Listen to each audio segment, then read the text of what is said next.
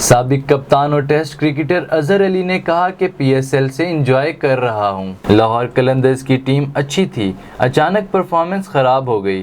لاہوریوں کو لاہور قلندر کی پرفارمنس پر افسوس ہوا۔ اظہر علی نے کہا کہ شاہ نواز دھانی نے متاثر کیا، شعیب مقصود نے ایک بار پھر اچھا کھیلنا شروع کر دیا ہے۔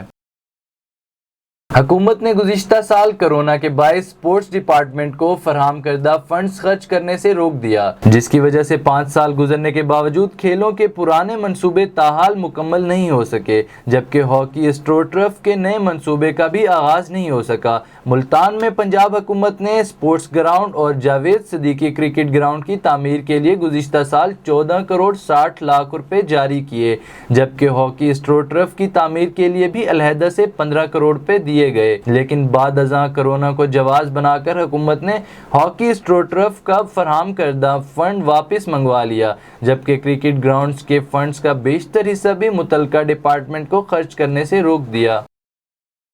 انگلینڈ روانگی سے قبل پاکستان کرکٹ اسکواڈ کے پاکستان میں موجود ارکان نے ہوٹل آئسولیشن کے لیے رپورٹ کر دی۔ پاکستان کرکٹ بورڈ کے مطابق لاہور کے ہوٹل میں پہنچنے پر تمام ارکان کی کووڈ-19 ٹیسٹنگ کی گئی۔ تمام افراد کو ٹیسٹنگ کے بعد روم آئسولیشن میں بھیج دیا گیا۔